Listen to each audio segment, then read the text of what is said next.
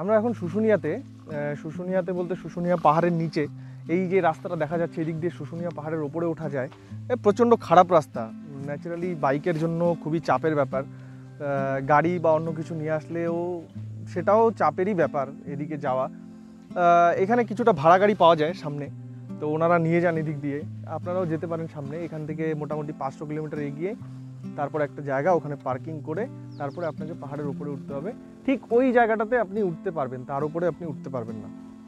তো এই জায়গার একটা বিশেষত্ব কি, যতই লাল মাটির দেশ হোক, গাছপালা দেখলে আপনারা বুঝতে পারবেন যে এখানে সবুজের কিন্তু প্রকোপটা আছে। লাল মাটির দেশ বা খরা বা বৃষ্টিপাত জলের সমস্যা বলে যে এখানে গাছপালা কম, সেটা কিন্তু নয়। প্রাকৃতিক পরিবেশ খুবই সুন্দর এখানকার। গরম, সবাই যেটা বলে যে প্রচণ্ড গরম, কিন্তু আমি সেটা ব্যক্তিগতভাবে অনুভব করতে পারছি না তেমন একটা। এখন বলতে পারছি না যে আকাশটা মেঘলার জন্য কিনা, তবে সেরকম খুব একটা গরম নেই এখানে। আপনারাও আসুন শুশুনিয়া এবং এখানে থাকুন, সামনে থাকার জায়গাও আছে, হোমস্টে। আর কি এটুকু।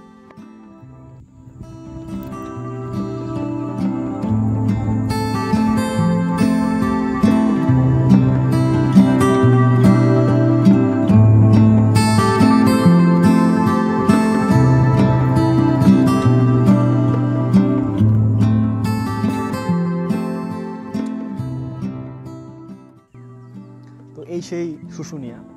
আমরা ছোটোবেলায় অনেকবার বইয়ে পড়েছি যে বাঁকুড়া জেলায় শুশুনিয়া পাহাড় অবস্থিত। আজকে শুশুনিয়ার সামনে এসে আমাকে সত্যি খুবই ভালো লাগছে। এই কোনোদিন ভাবতে পারিনি যে এভাবে আসবো, যে বাইকে চেপে সেই জলপাইগুড়ি ধূপগুড়ি থেকে শুশুনিয়া এসেছি। তো কি বলবো, আমি বলে বোঝাতে পারছি না, এটা খুবই ভালো লাগছে।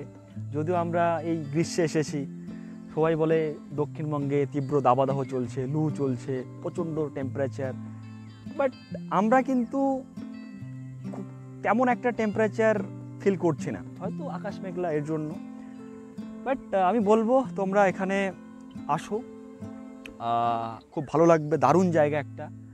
এখানে আমাদের সময় থাকলে আমরাও ট্রেকিং করতাম, উঠে যেতাম, কিন্তু আমাদের সময়ের অভাব। আমরা এরপরে আবার মুকুটমণিপুর, ঝাড়গ্রাম, চিল্কিগড়, দীঘায় যাব। আমাদের এখনও অনেক ট্যুর বাকি। আজকে আমাদের ডে 3, কারণ আমরা 5 দিনের পশ্চিমবঙ্গ কভার করব। তো তার জন্য আমাদের ওই একটা মিশনও রয়েছে 5-এ পশ্চিমবঙ্গ। তো তোমরা আমাদের সঙ্গে থেকো। তো এটাই শুশুনিয়া সম্পর্কে। তো দেখা হচ্ছে আমাদের নেক্সট ডেস্টিনেশনে। চলো।